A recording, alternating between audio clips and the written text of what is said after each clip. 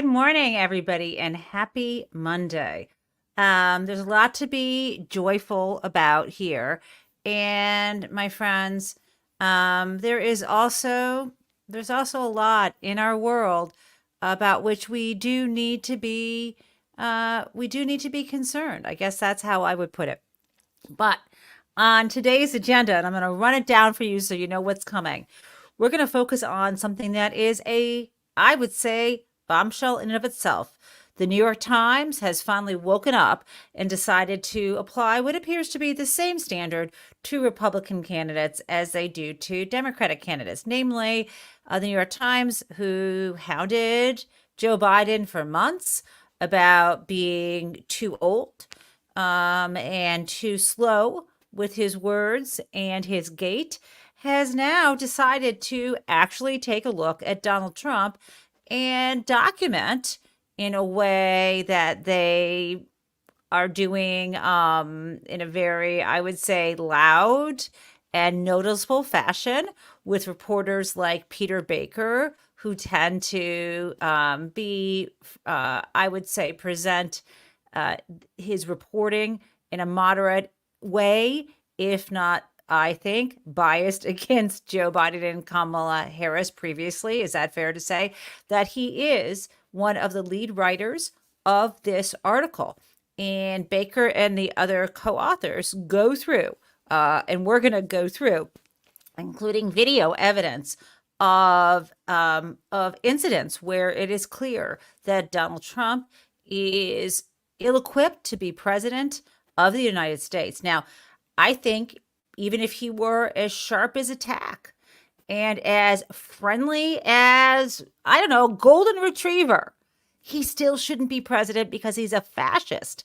And he denies having lost the last election, and he cozies up to authoritarian murdering leader. So I don't care again whether he's as friendly as a Bernedoodle or a golden retriever.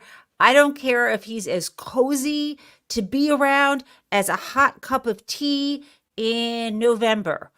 I don't care whether he is in the Mensa Club and he is as articulate as Pete Buttigieg. It doesn't matter, right? But still, let's look at that article. The next thing I want to talk about then is what's going on in terms of why there don't seem to be any Republicans at all who are in office right now, sitting electeds, who are willing to speak the truth when it comes to the big lie. We're going to talk about that. And of course, we are going to get into the huge interview that Kamala Harris had with someone that you may have never, ever heard about, right? This is the host of a show called Ask Her Daddy. I think that is the name of the show. We're going to learn more about that, as well as her upcoming interview with the infamous Howard Stern, and how both of these approaches, focusing on where people get their news and information instead of sucking up to the mainstream legacy media, is going to serve her well. And then, of course, we will get to Crazy Town. Now, before we get to that, I want to address something that seems to be on the minds of all the folks here in our chat, which is some of us, many of us, at all times are struggling with something, right? As you know, I've had, my mother is still, although she's improving, in the hospital and is being treated for cancer. And it's been, I haven't mentioned, a hard year for me. Otherwise, my father passed away in December. And also my older brother's wife, my sister-in-law, Tracy, passed away in February. It has been a hard year for our family. And, and in addition, as many of you know, it is today, October 7th, the year anniversary of the bloody, brutal, and unspeakable attack on Israelis, including Jewish Israelis, in the October 7th date, coming in, people parachuting in from Gaza. And I don't want to get into all the gory details because it's so upsetting. And of course, the day after, there were many who cheered that on as a righteous and justifiable murder of people in the name of liberation. Now, that was horrific and still is horrific, and there are many people who embrace that. I do not. And in the aftermath, of course, of October 7th, we have had ongoing suffering in Gaza. And now we have this separate issue about Hezbollah continued attacks on the north of Israel, and now the war in Lebanon. And, all of this all together, regardless of if you take a side or if you don't on these tragedies, I hate war. I hate suffering.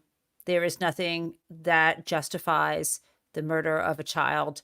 I think this is basic human decency. So I grieve everything. And so I want to share with you guys. And again, we're going to get to the fun stuff, the Peter Baker article, Peter Baker and team article. But in light of all of this, so many of us, and so many of us I know in the chat have we all have our own individual struggles through life, right? It's like, the thing I think about when I think about sadness is that, and I have not seen the sequel, but it is the cartoon or the animated film Inside Out, right?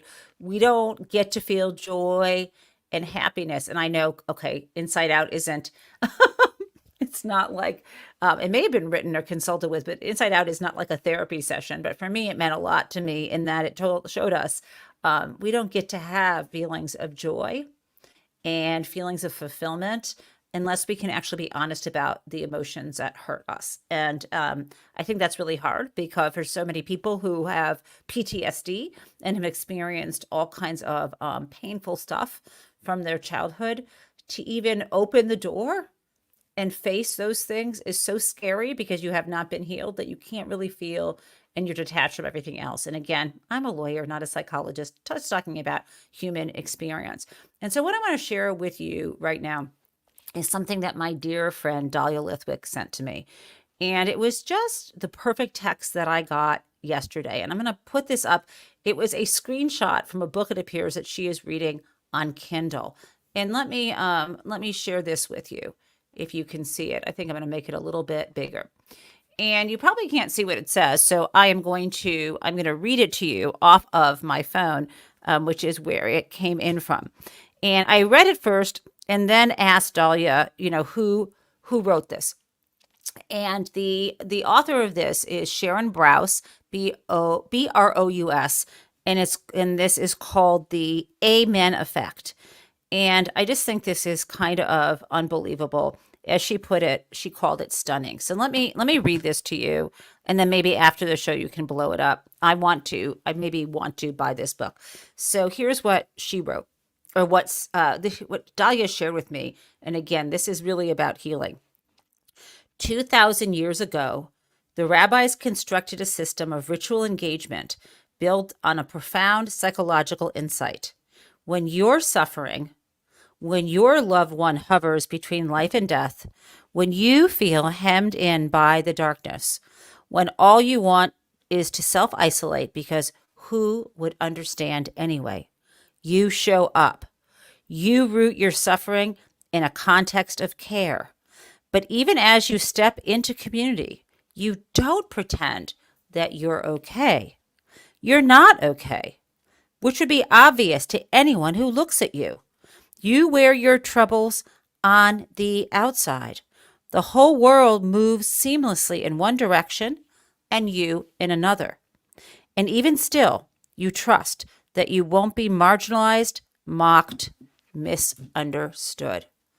So that really spoke to me, and I hope my friends here also who are struggling with their own journeys and just the complexity, the joy, the disappointment, and our inevitable mortality find that useful.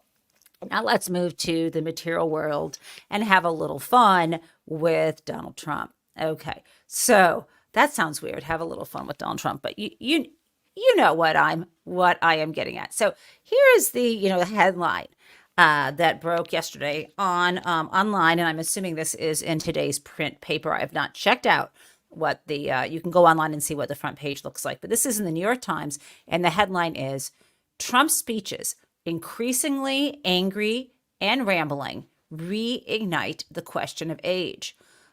With the passage of time, the 78-year-old former president's speeches have grown darker, harsher, longer, angrier, less focused, more profane, and increasingly focused on the past, according to a review of his public appearances over the years. And then I just want to share with you who the authors of this piece are. It's Peter Baker, Dylan Friedman, and then we also have videos, which we're going to watch, by Shavaz Clark and Aaron Bird. Okay, so what else? And I'm gonna give you sort of the lead, and then I'm gonna show you the video. So, former President Donald J. Trump vividly recounted how the audience at his climactic debate with Vice President Kamala Harris was on his side, except that there was no audience. The debate was held in an empty hall. No one went crazy, as Mr. Trump put it. Anyone can misremember, of course, but the debate had just been a week earlier and a fairly memorable moment. And it was hardly the only time Mr. Trump has seemed confused, forgetful, incoherent, or downright disconnected from reality lately. Okay, guys, so let's take a look at the video that the New York Times made that we referenced to get a real feel for how bad this is. I think you're going to enjoy it. President Donald Trump has always been a sort of freewheeling and discursive public speaker. The concept of this speech has not been fully developed. I'm in the process of developing it as I go. But with the passage of time, his speeches have grown longer and less focused, marked by moments of confusion, forgetfulness, and losing his train of thought. This tremendously powerful battery, and the battery's now underwater. And there's a shark that's approximately 10 yards over there. By the way, a lot of shark attacks lately. Do you notice that? A lot of shark. The real question, of course, is how much of this is about age and how much of this is just Trump. The fact that it seems so much more pronounced now does raise the question of whether it's a function of age. To take stock of how age may have affected Trump, I went back and watched dozens of rallies and public appearances that he has made over the years. One of the most striking examples of misremembering lately was when he said that there had been an audience in the hall for his debate with Kamala Harris. And the audience was absolutely, they went crazy. But there was no audience. It was an empty hall. Now, anybody can forget, obviously, but that was just a few weeks ago, and it was a pretty memorable moment in his life. Other examples are he confuses names like Nikki Haley for Nancy Pelosi. He said that he thought North Korea was trying to kill him. The president of North Korea, who's basically trying to kill me. But of course, he meant Iran. Another really striking example. Can we just say that I thought he had a love affair? Can we just say I thought that he had a love affair with Kim Jong-un? So it's very confusing how he would confuse him with the supreme leader of Iran. But, you know, that's Donald. From since he left office came when he was accused of raping E. Jean Carroll. And he was shown a picture of E. Jean Carroll, and he mistook it for Marla Maples, his second wife. That's Marla, yeah. That's my wife. Which woman are you pointing to? No. Here. Carol. The jury later found that he... I just have to say, you guys, I just want to play you that again because I know you heard that he did this, but I'm not sure if you saw. This comes from the videotape depositions. And this is really important. You probably know what a deposition is, but just to refresh your memory on this. When you have civil litigation, when, you know, private party is suing another private party, one thing you're entitled to do is interview the kind of witnesses you would call that would be hostile to your case, essentially. I mean, you can interview any of them, but you wouldn't do it. Any witnesses that's on your side, you would just interview privately, right? Because you don't want to trap them in misremembering and so on. But in this case, because E. Jean Carroll is suing Donald Trump, she was able to take her lawyer, Robbie Kaplan, took his deposition. So again, that's an interview under oath. And usually back in the day, you would just have transcripts, right? And then if someone, when they're later on the stand, if they choose to take the stand in their defense, or any other witness, and they say something that contradicts what they told you before, then the lawyer would approach the bench and say, you know, you said this on this date. Does that refresh your memory? And then they have to recant their attempt at making themselves sound better.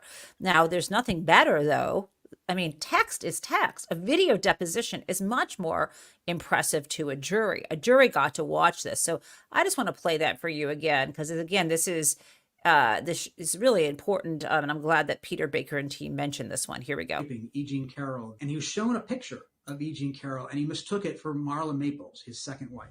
That's Marla. Yeah, that's my wife. Which woman are you pointing to? No, that's Here. Carol. The jury later found that he was liable for sexual abuse and defamation of E. Jean Carroll. Biden's issues with age were more visible and pronounced, at least to a lot of voters who expressed concern in polls. That hasn't been former President Trump's issue so much. He still projects energy. And so it's less about the physicality, I think, for former President Trump than it is about his elocution. He often doesn't stick to the same point for very long. He kind of roams from thought to thought. He likes to call it the weave, as if this is a special technique of his to communicate. But really what it seemed to indicate is somebody who has a hard time focusing. To really understand this, you really have to watch the tapes. I looked at just one 10-minute section of a speech he gave in Wisconsin last month, starting with Joe Biden. But Biden came in, this stupid person came in. Kamala Harris. And she's worse than him. Chronic health problems. Autism, obesity. RFK Jr. This has been the dominant Kennedy for the last 25 years. The Biden family. That's the family. What the hell is happening with that family, Rod? Franklin D. Roosevelt. You know, Franklin Roosevelt was a great speaker in a certain way. The parasitic political class. That sucks our country of its blood and treasure. Immigration. But this border is so much worse. A Wisconsin senator. A radical left senator named Tammy Baldwin. Back to immigration. The open borders and the people pouring in. Energy production. Like the energy we can It's sell. a lot. Everything we can sell. And back to immigration. Do something. We have millions of people coming. I mean, they've poured in. They're here. Trump rejects, of course, the idea that anything has changed. He says that he is not cognitively impaired at all. He mocks the idea. I go for 2 hours without teleprompters, and if I say one word slightly out, they say he's cognitively impaired. He seems For like months, of drunk course, to it was me. Trump who was going after Biden on the age issue. Now with Biden out of the race, the spotlight has turned to him. Okay, that was great. Now, I feel like I need to or should provide this disclaimer that a lot of what's going on here could be perceived as ageism, and it, in some levels, could be misunderstood in that way. I think what we're talking about, what at least Baker's talking about, is, sort of turning the tables or turning the lens around and the camera around and actually analyzing Donald Trump along these lines about cognitive impairment. And it really doesn't have anything to do, I mean, in some cases it can correlate with growing older. However, in Donald Trump's situation, yes, he's gotten worse, but he was not equipped to be president previously. And again, in addition to his style of speaking and his inability to organize his thoughts in any kind of linear fashion or stay on topic or appear to remember or anything critical, or to be able to listen to advice and all of these attributes that are really important for leadership. In addition to all of that, of course, as I said earlier, he's a fascist. So that isn't, that's a problem too. And he's a liar. And I look forward to that piece by the New York Times. Now, just in case we may have missed anything here, I just want to pull up again what we had. We had looked at the sort of intro to this case. This is the piece here. If you want to see the text, I just want you to be able to see what you just listened to, the part about the North Korean leader trying to kill him and him being quite mistaken. We also have examples of about something else that is in this article, include that now Donald Trump has become even more angry. His rally speeches are longer, they're darker, they're less focused, and they contain more profanity. We also have a sort of dissection of the language that he uses. And again, as I mentioned, the speeches are longer, but they looked at this and counted the minutes. And now, on average, this election cycle, his speeches average 82 minutes long compared with 45 minutes back in 2016. And he continues, as the article from the New York Times notes, to use language that has an all or nothing cadence, such as the words, interjecting the words always and never, which is an issue. And according to this article, experts say this is a sign of advancing age. And in addition, we see that in terms of profanity, they actually counted this up, and that he uses swear words 69% more often than he did in his first campaign back in 2015, in the run-up to the 2016 election. And apparently experts say this is a sign of disinhibition. No kidding. And finally, there are other examples here that Baker, I don't think, mentioned, that instead of referring to Hannibal Lecter from Silence of the Lambs, at one point he said Silence of the Lip. He's referring to memories from his past from many decades ago that would not be of interest or even comprehensible to the modern electorate, like saying things like, "Where's Johnny Carson? Bring back Johnny." But Johnny died in 2005, nearly 20 years ago. And apparently he was also recently musing about how handsome Cary Grant was. And yes, I do think Cary Grant was exceedingly handsome. I really loved him in Bringing Up Baby and many of the other films that he starred in. But to say that Cary Grant is the most handsome man is a little odd, given where we are today. It is 2024. In addition, and this is curious, the New York Times noted that he asked his supporters whether he remembered Charles Lindbergh landing in New York. Of course, he actually landed in Paris after his flight. And this was long before Donald Trump was born. I do really wish that in this instance, they had mentioned that Charles Lindbergh was a notorious Nazi sympathizer, but, again, maybe the next article from the New York Times. Okay, guys. Now, let's pivot. Before we get to some exciting Kamala Harris news, I want to dispense with all of this Donald Trump nonsense.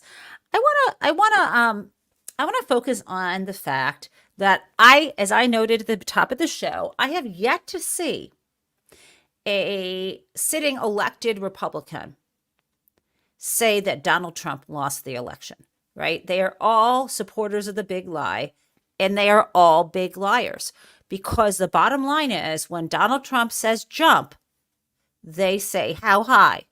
And how high is always to repeat the big lie. And this is not a thing of the past. This is because this is his number one plan always. He is going to, no matter what happens in this election, say that he won. And he is going to create the same kind of violence and chaos he did before. And so here is actually a live shot of one of his supporters, non-elected official. When Donald said jump, he said, how high? Here we go. Yes, Elon Musk. And if you can see this photo up close, you can actually see Donald Trump. He is, there is his teleprompter that he says he doesn't use, and he's got bulletproof glass. And there is Elon jumping up on stage, and Donald looking at him with contempt. Now, you may remember at one point there was a feud between Elon Musk and Donald Trump, and Donald Trump put up a photo of Donald was sitting behind the Resolute desk, and there was Elon Musk. And this is a photo from when Donald was in office, but I think he put it up after. And he just sort of said, I could get this guy to get down on his knees for me. And, maybe not his knees, but jumping as high as he wants. Now, as for the big lie, I mean, you have already seen in terms of the big lie that J.D. Vance was incapable of saying Donald Trump lost. And remember that J.D. Vance, if Donald Trump were to win this time around, J.D. Vance would be the vice president. And they would try to stay in office again, notwithstanding the U.S. Constitution, no doubt. So we have, and I think you remember this video of J.D. Vance incapable of doing anything but repeating the big lie through refusal refusal to admit the truth. Let's play that, and I'm going to show you all the other big liars in the Republican Party. This was a threat to our democracy in a way that we had not seen. And it manifested itself because of Donald Trump's inability to say. He is still saying he didn't lose the election. I would just ask that. Did he lose the 2020 election? Tim, I'm focused on the future. Did Kamala Harris censor Americans from speaking their mind in the wake of the 2020 COVID situation? That is a damning non-answer. Has she? It's Okay, so you remember that from the debate last Tuesday. Let's look at what others have said. We have Mike Johnson, Speaker of the House. Let's listen to what he had to say when he was asked this question. It's a suggestion the Democrats are behind the assassination attempt on Donald Trump. I want to ask you another question. There's so many. Please, anything Well, else? you Let's have the talk about opportunity some to real condemn it if you issues. want. You have that opportunity, but we can move on now. I do want to ask you a question that Senator Vance did not answer at this week's debate. Can you say unequivocally that Joe Biden won the 2020 election and Donald Trump lost? See, this is the game that is always played by mainstream media with leading Republicans. It's a gotcha game. You want us to litigate things that happened 4 years ago when we're talking about the future. We're not going to talk about what happened in 2020. We're going to talk about 2024 and how we're going to solve the problems for the American people. I think this game that's played all the time, I'm not going to engage in it. We're not talking about that. Joe Biden has been the president for almost 4 years. Everybody needs to get over this and move forward. That's what we need to talk about. What happens on November 5 and the days after that? I think that's really important, and that's what the Americans demand for us to talk about. So like Senator Vance, you cannot say unequivocally that Joe Biden won the 2020 election and Donald Trump lost? George, I'm the Speaker of the House. I work with the President of the United States all the time. Joe Biden has been the president for 4 years. There's not a question about this, okay? It's already been done and decided, and this is a gotcha game that's played. What I wish one reporter, and I have another example, what I wish one reporter would ask any of these Republicans after they would give that answer is, with all due respect, what are you afraid of? Have you ever had a conversation with Donald Trump or anyone in his campaign telling you not to answer that question? Because this is really crazy. Now, I have got another liar. Let's play Senator Tom Cotton. I know you're enjoying this. One of the big moments this week from the vice presidential This is from debate. We just played this, it in the open yesterday. when Senator J.D. Vance refused to say that Donald Trump lost the 2020 election. I want to put this question to you, Senator, just to put this to rest. Can you Kristen say Welker. definitively here and now that Donald Trump did lose the 2020 election? Kristen, Joe Biden was elected president in 2020. It was an unfair election in many ways. I mean, you had states that were changing their election practices or election laws, sometimes in violation of their constitution. Not You ever. had Not a networks violation. Combining with big tech That's a to lie. suppress what we now know to be a truthful story about Hunter Biden's laptop. Oh, and the this is evidence that it nonsense. exposed about Biden family corruption. So obviously Joe Biden was elected president. We know that in part because... But did Trump lose? Did Joe Biden was elected, Kristen. I mean, there's a process by which we elect presidents. can't There's votes in November. say you Trump have an electoral lost. college vote.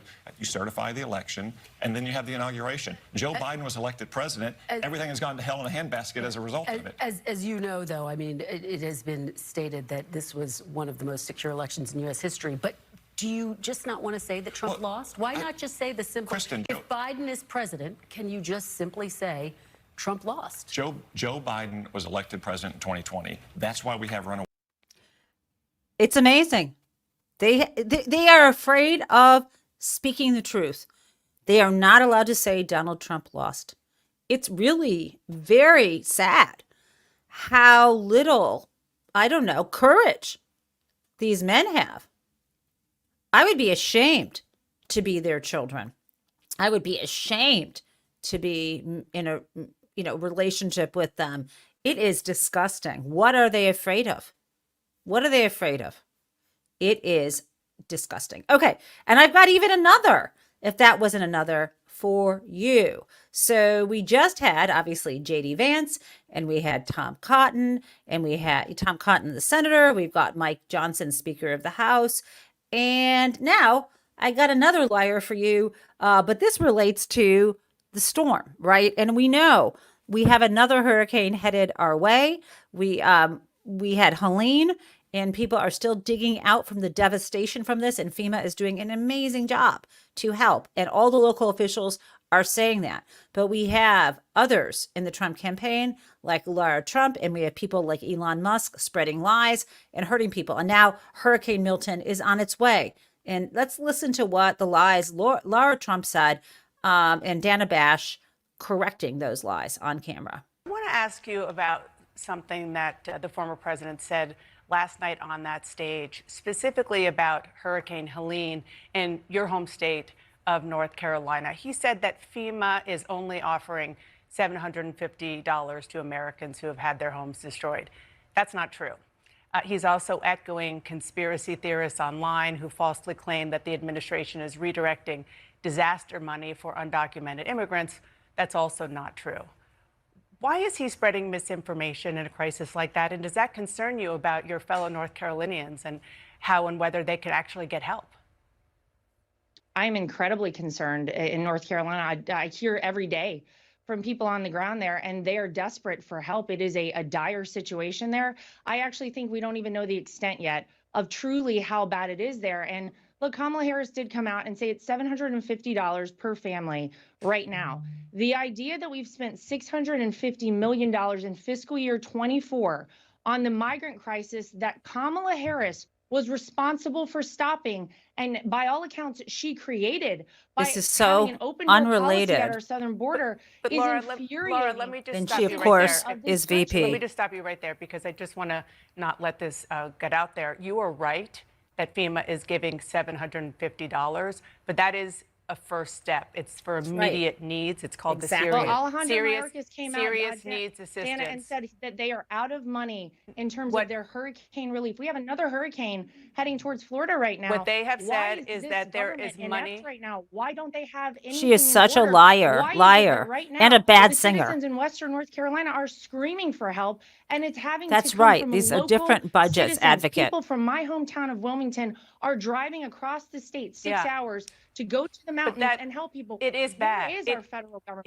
Why are they out of money? It is bad there, but They're not out of my money. question is about the misinformation, particularly the notion that they are moving money to migrants, to, you say, Well, here's undocumented what I will migrants, say. which FEMA You says have- flatly you is have- not true. And if people are not getting correct information, then they can't go for assistance as they have been asked for. I just want to quickly Dana, play what Senator Tom Tillis. Let me just say for 1 second. Go ahead. You have migrants being housed in luxury hotels in New York City. We have paid so much money from our tax dollars into the crisis that didn't need to happen. We could redirect money to help people immediately on the ground in North Carolina Laura, or they're in saying Florida, that they where have, we're probably going to have a but that's situation a separate, coming up in the next several days. That's a separate tranche of No one money. is- That's a separate tranche of Okay. money. I want you to If listen anyone to. believes I want that you this to. migrant crisis I want you hasn't to. been Okay. She's just going to say whatever she's going to say as both a family member and head of the Republican National Committee, because this is the family grift. And I want you to, I'm going to play for you what Senator Tom Tillis, Republican from North Carolina, had to say, because he has much more accurate information than propagandist and terrible singer Lara Trump. And yes, I'm not going to play the video she recently released that was auto-tuned and was really something, guys. Okay, let us play Republican Senator Tom Tillis of North Carolina. President Trump claimed the federal response in North Carolina was terrible and emergency funding is being spent Also on immigrants. yesterday, Do Christian you know what Welker on he's talking Face the about? Nation. Well, here, let's stipulate right? the fact that I think that the president is right to say that billions of dollars is being spent as a result of Biden's failed immigration policies and border policies. However, we have the resources that we need. We're going to have to go back and pass more resources. We could have a discussion about the failure of this administration's border policies and the billions of dollars it's costing. But right now, not yet. And let me just point out, as you know, and as other Republicans have stated here, including Jack Lankford, Senator Lankford, has made clear that he helped negotiate a bipartisan border bill, and Donald Trump told the Republicans not to support it. But okay, let's continue. Is it affecting the flow of resources to Western North Carolina? It is not a factor, to be clear. Okay. Not at this time. Okay. Okay, so you heard that. This is a guy who was not a big fan of the Biden-Harris administration, and he's saying this has not a factor at this time. So Laura Trump is absolutely lying. Now, I've got more for you on the response, and then I'm going to pivot to Ask Her Daddy, which is, I know you haven't heard of this, but it is an extremely, extremely popular podcast, and we'll get to it in a moment. But let's look at Harris as VP, being responsive to the hurricane and its aftermath.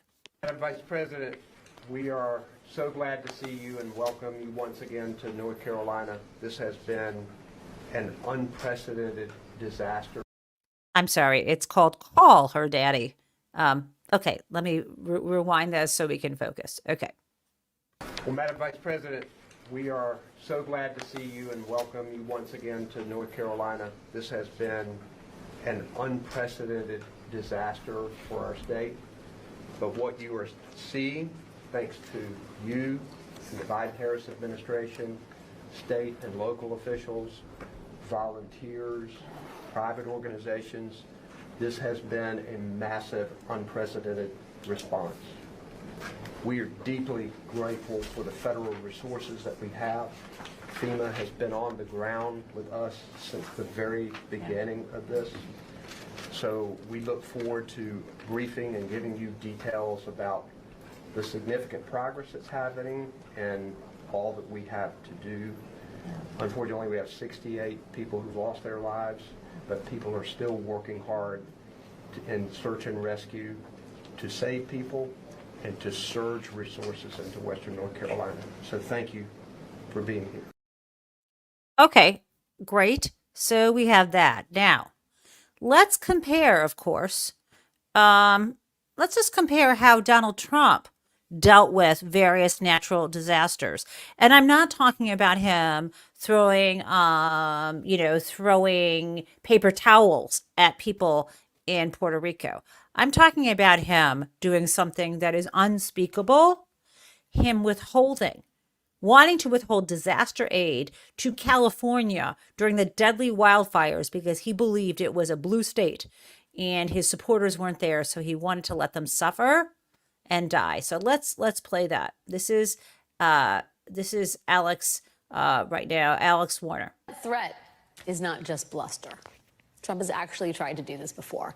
A bombshell new report today from E&E News reveals that in 2018, President Trump actually did try to withhold disaster aid from California just because it was a blue state, to punish the Americans who didn't vote for Trump. Mark Harvey, a former senior disaster relief official in the Trump White House, told E&E News that he was only able to get Trump to approve disaster relief for California by pulling up voting results from conservative-leaning Orange County to show President Trump that his own supporters had been heavily affected by the fires. Harvey told the outlet, "We went as far as looking up how many votes Trump got in those impacted areas to show him these are the people who voted for you." And it wasn't just California. E&E News also found that as president, Donald Trump directed FEMA to cover 100% of the costs for disasters in conservative areas like the Florida Panhandle, while objecting to and slow-walking aid for blue territories like Puerto Rico and the Virgin Islands after Hurricane Maria. Though Trump did manage to throw the people of Puerto Rico a few paper towels. Okay, this is who he is. This is who he is. So you can kind of see why he and Laura Trump are trying to project onto the Biden-Harris administration some, malevolence, some misfeasance, some deliberate neglect. Okay, guys. So now we get to what I consider the most exciting part of this, which is there is a show, a podcast, which you may not have heard of until maybe today or the last few weeks, called Call Her Daddy. And or call her daddy. I think that's what it means. In other words, I'm not exactly sure why the title emerged, but I think it's the idea of refer to a woman as a boss, that she is the boss and can be the boss. Anyway, this is the most popular podcast among women in America right now. Millions of listeners. Now, they're probably younger than most of us because I have not listened to it yet, but I'm really excited to share with you some other video clips. And the host is Alexandra Cooper. And what's really cool about Alexandra Cooper and her roommate, who are co-hosts of this podcast, is that they broke away from their previous platform run by some guys they weren't happy with, and they went out on their own. And they're doing so much better. And to the extent that you are happy for entrepreneurs who, especially entrepreneur women who launch their own media ventures, my understanding is that she's making at least $30 million a year, if not more. So this is a big deal. And I want to share with you because she was on an interview on Call Her Daddy with Alexandra Cooper. And I can't show you all of it because there's way too much, but I do want to share you some pieces of the interview. Now, lest you be concerned that this might be, bringing coals to Newcastle because you believe Harris has all the women voters she needs and she needs to focus on young men, let me share with you right now that Kamala Harris will soon be on with Howard Stern on Sirius XM on Tuesday. Now, I know you might have mixed feelings about Howard Stern. I'm understanding that he has evolved, and many people think he doesn't have the millions of listeners that he used to have when he was on terrestrial radio, but that's not entirely the point. Harris showing up on the Howard Stern show does two things. It legitimizes her among a certain group of men who still listen to him, and I would say that is a lot of the Gen X male voters, and that's where we really need to make headway. And the second thing is, this is going to get under Donald Trump's skin. From what I understand, Donald was been on Howard's show numerous times and said many disgusting things, but he reveres Howard Stern, and this is going to get under his skin. I'm surprised we have not yet seen a Truth Social post saying, I hate Howard Stern, but he reserves that kind of thing for hating women like Taylor Swift. This is, I believe, really important. But who cares about Howard Stern at the moment?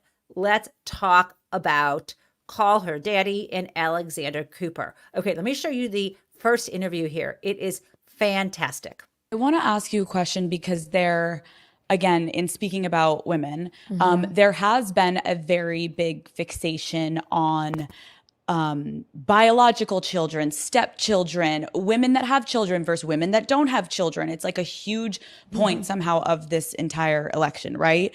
I saw the governor of Arkansas said, my kids keep me humble. Unfortunately, Kamala Harris doesn't have anything keeping her humble. How did that make you feel? I don't think she understands that there are a whole lot of women out here who, one, are not aspiring to be humble. Two, a whole lot of women out here who have a lot of love in their life, family in their life, and children in their life. And I think it's really important for women to lift each other up. I'll tell you, Alex, one of the things that I have really enjoyed about where the discussion has gone, one of the places it's gone, we have our family by blood, and then we have our family by love. This is so good. And I have both. And I consider it to be a real blessing. And I have two beautiful children, Cole and Ella, who call me Mamala. We have a very modern family. My husband's ex-wife is a friend of mine, and also I'll tell you, look, I'm a child of divorced parents. And when I started dating Doug, my husband, I was very thoughtful and sensitive to making sure that until I knew that our relationship was something that was going to be real, I didn't want to form a relationship with the kids and then walk away from that relationship. My own experience tells me that, Children form attachments, and you really want to be thoughtful about it. And so I waited to meet the kids, and they are my children, and I love those kids to death. And family comes in many forms, and I think that increasingly, all of us understand that, this is not the 1950s anymore. Families come in all kinds of shapes and forms. Fabulous. And I probably don't even mention this, and I'm sure this is true for many of you. I come from a blended family. I often talk about Michael. Michael is stepfather to my oldest child, Emily. Right? This is how we work things. And love matters, and blood family and chosen family matter. I've got another clip for you. This is also giving you a sense of how good Kamala Harris is when she is being interviewed. These are open, these are friendly, and people might call them softball questions. That we don't need gotcha interviews. We need to know who these candidates are. Let me play this one. It's great too. I do want to clarify something. In the debate, former President Trump claimed that some states are executing babies after birth. Can you just clarify? That is not happening anywhere in the United States. It is not happening, and it's a lie. It's a bold-faced lie that he is suggesting that. Can you imagine? He is suggesting that women in their 9th month of pregnancy are electing to have an abortion. Are you kidding? That is so outrageously inaccurate, and it's so insulting to suggest that would be happening and that women would be doing that. It's not happening anywhere. This guy is full of lies. I mean, I just have to be very candid with you. Now listen to this part. It's so good. In my career, from the time I got out of law school through most of my career as a prosecutor, I understood that the words that I spoke and what I did with those words would be the difference between whether somebody was charged with a crime or went to prison, maybe prison for life. When I was Attorney General, I was the top law enforcement officer of the biggest state in this country.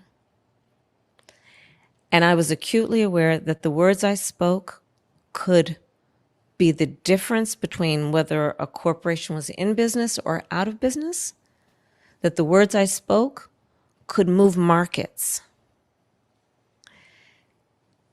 The idea that someone is not only so careless and irresponsible and reckless, but out and out lies to create fear and division in our country, and thinks he should be president of the United States standing behind the seal of the president of the United States using the microphone that comes with that, and using that voice and those words in such an irresponsible, and that's mild, way. And this is why this election matters. Okay, guys, I got one more fabulous clip from this. I think you're going to remember this. So we have Alexandra, or she goes by Alex, asking Harris this really good question. So here we go. Biggest conversations in this year's election revolves around a woman's body. Mm-hmm. Yep. I want to take a moment, and can we try to think of any law that gives the government the power to make a decision. I know what you're going to ask. About a man's body. Let's No. Is there any law? No. Now, I think you all know why Alex was asking her that. And just in case you don't, let's just play it for you. It is the Brett Kavanaugh Senate confirmation hearings. Laws that give government the power to make decisions about the male body? I'm happy to answer a more specific question. But male versus female. I love her. There are medical procedures? Okay. That the government has the power to make a decision about a man's body? I thought you were asking about medical procedures that are unique to men. I'll repeat the question. Can you think of any laws that give the government the power to make decisions about the male body? I'm not thinking of any right now. So you get what was happening there. Really good. Alex obviously did her homework. Now, guys, it's happened so fast, but here we are. We are ready for Crazy Town. So, Crazy Town is Donald Trump at this rally in Juneau, Wisconsin. He is an utter whack job. So I've got two clips. I'm going to play the first one for you. First and then second. Here we go. Lots of things. And by the way, the enemy from within, the crazy lunatics that we have, the fascists, the Marxists, the communists, the people that we have that are actually running the country, not her. She's not running it, and Biden's not running it either, and you all know that. Those people are more dangerous, the enemy from within, than Russia and China and other people. What? That is pretty flippin' crazy. Saying that, I mean, this is dangerous, right? Okay, and it's wacko. But I got more for you, of course. This is pretty flippin' crazy. But Donald Trump, at that rally, people are just walking out on him. Crazy Town. It's a big, tremendous problem. And that they... Sorry, guys. Here we go. I'll play you out on this one. People just leaving. Let's watch it. It's a big, tremendous problem. And that they... It's a big, tremendous problem. And that they... It's a big, tremendous problem. And that they...